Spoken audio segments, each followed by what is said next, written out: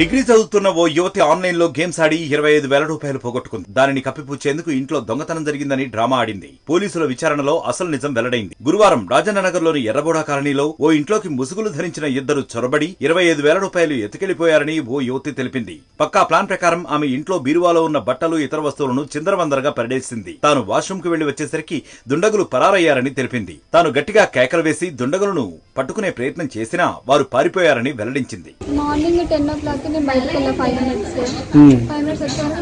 బేడం పెట్టేసి వెళ్ళాం.